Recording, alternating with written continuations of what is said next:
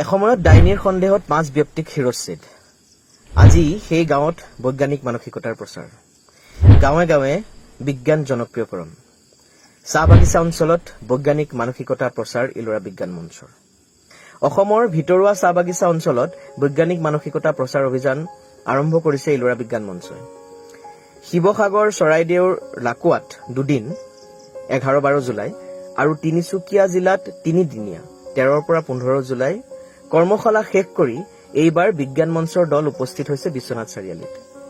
অসমৰ অন্যান্য পিছপৰা সম্প্ৰদায়ৰ লগতে চাহ জনগোষ্ঠীসকলৰ মাজত প্ৰচলিত অন্ধবিশ্বাস আৰু কুসংস্কাৰবোৰ দূৰীকৰণৰ বাবে তথা বৈজ্ঞানিক মানসিকতা প্ৰসাৰৰ লক্ষ্যৰে ইলোৰা বিজ্ঞান মঞ্চৰ উদ্যোগত আৰু বিশ্বনাথ চাৰিআলি শাখাৰ তত্বাৱধানত 29-ৰ পৰা 30 জুলাইত চাহ জনগোষ্ঠীৰ যুৱ আৰু ছাত্ৰ ছাত্ৰীক লৈ এক কৰ্মশালা 29-30 জুলাইত অনুষ্ঠিত হয়। বিশ্বনাথ চাৰিআলিৰ নিকটৱৰ্তী চাকুমাতা চাহ বাগিচাত এই কৰ্মশালা অনুষ্ঠিত কৰা হৈছে।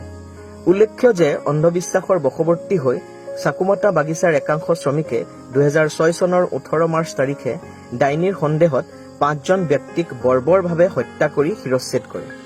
পিছদিনা ৰাতিপুৱা সেই 5জন ব্যক্তিৰ মুণ্ড কঢ়িয়াই শ্ৰমিকসকলৰ এটা অংশই উল্লাসেৰে সমদল কৰি বিশ্বনাথ চাৰিআলিৰ আৰক্ষী থানালৈ গৈ আত্মসমৰ্পণ কৰে। সেই সময়ত এই ঘটনাই সমগ্ৰ ৰাজ্য কঁপাই তুলিছিল। আজি সেই একেখন চাহ বাগিচাৰ একেটা লাইনত বিজ্ঞান মঞ্চৰ উদ্যোগত অন্ধবিশ্বাসৰ বিৰুদ্ধে বৈজ্ঞানিক মানসিকতা প্ৰচাৰৰ কৰ্মশালা অনুষ্ঠিত হয়। সাধাৰু চাকুমাতা বাগিচাত অনুষ্ঠিত প্ৰথম দিনৰ কৰ্মশালাত জনপ্ৰিয় বিজ্ঞান কৰ্মী তথা শিক্ষক ৰিপুঞ্জয় বৰদলৈয়ে বিজ্ঞানৰ বিভিন্ন কলা কৌশলেৰে যাদুৰ আঁৰত বিজ্ঞান বিষয়ক অনুষ্ঠান প্ৰদৰ্শন কৰে আৰু বৈজ্ঞানিক ব্যাখ্যা দাঙি ধৰে। শিক্ষাৰ্থীসকলেও উৎসাহেৰে ইয়াত অংশ লয়। ইয়াৰে লগতে বিশিষ্ট অধিবক্তা বেনিচুন্দি তাঁতীয়ে অসমৰ চাহ জনগোষ্ঠীৰ ইতিহাস সম্পৰ্কে বক্তব্য দাঙি ধৰে আৰু শিক্ষাৰ্থীসকলে প্ৰশ্নোত্তৰ পৰ্বত স্বতঃস্ফূৰ্তভাৱে অংশগ্ৰহণ কৰে। চাহ জনগোষ্ঠীৰ মাজত থকা অন্ধবিশ্বাস আৰু কুসংস্কাৰৰ বিষয়ে আলোচনা আগবঢ়াই দৰং মহাবিদ্যালয়ৰ অৱসৰপ্ৰাপ্ত অধ্যাপিকা ডক্টৰ জ্যোৎস্না বেজবৰুৱা আৰু শিক্ষাৰ্থীসকলৰ মাজত প্ৰশ্ন উত্তৰৰ দ্বাৰা বিভিন্ন বিষয় ব্যাখ্যা কৰে। কৰ্মশালাৰ দ্বিতীয় দিনা ডাক্তৰ ৰাজেন ৰয় আৰু ডাক্তৰ ৰাণা মুকুট কেওঁতে জনস্বাস্থ্য সম্পৰ্কত বক্তব্য প্ৰদান কৰে। ইয়াৰ লগতে কৃষি বিশ্ববিদ্যালয়ৰ উদ্যান কৃষি বিজ্ঞান বিভাগৰ মুৰব্বী অধ্যাপক ডক্টৰ ভক্তপ্ৰসাদ গৌতম আৰু বিশ্বনাথ কলেজৰ অৱসৰপ্ৰাপ্ত অধ্যাপক ডক্টৰ প্ৰদীপ মহন্তই কৰ্মশালাত বৈজ্ঞানিক মানসিকতা প্ৰসংগত বক্তব্য প্ৰদান কৰে। ইয়াতে যোৱাকালিৰ পৰা হৈ থকা প্ৰগ্ৰামটো যোনটো ইলোৰা মঞ্চয়ে বিজ্ঞান মঞ্চই যোনটো পাতিছে এইটোত আহিখিনি বহুত ভাল লাগিলে আৰু এইটো ফাৰ্ষ্ট টাইম পাইছোঁ মই। কিন্তু মোক মানে এইটো দুখ ফিল হৈ আছে যে মই কিয় মানে এইটো মানে পিছ পৰি আছোঁ, কাৰণ এইটো মোক আগতে পালে আৰু ভাল হ'লে হয়। আৰু 2 দিন ধৰি আমাক বহুত ধৰণৰ শিক্ষা দিছে, যেনেকা ডাইনীৰ কথা হওক, অন্ধবিশ্বাসৰ কথা হওক, বহুত এনেকা আমি যোনবিলাক কথা নহয় এইবিলাক কথা মানি ইমান দিন ধৰি সৰুৰ পৰা মানি চলি আছিলোঁ। এই কথাবিলাকৰ পৰা আমাক মানে চবে বুজাই দিছে। গোপসাদাৰু প্ৰাথমিক বিদ্যালয়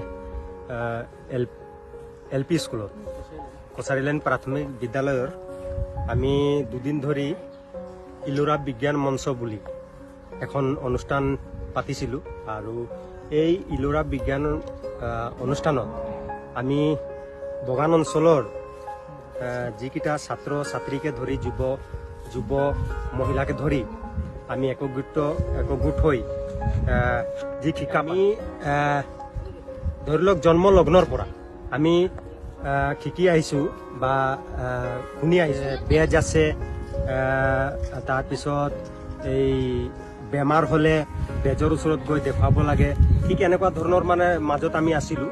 গতিকে আমি যোৱাকালিৰ পৰা যি প্ৰমাণটো পালোঁ, মানে এই প্ৰমাণটো আমি এতিয়া এনেকুৱা অনুভৱ হৈছে যে আমি আমাৰ ঘৰৰ সদস্যই যেন হোৱা নাই। আমি বেলেগ এটা মানে হেৰিত ধৰি লওক পৃথিৱীত মানে এটা বসবাস কৰিব নিচিনা এটা বুদ্ধি পাইছোঁ বা জ্ঞান পালোঁ মানে।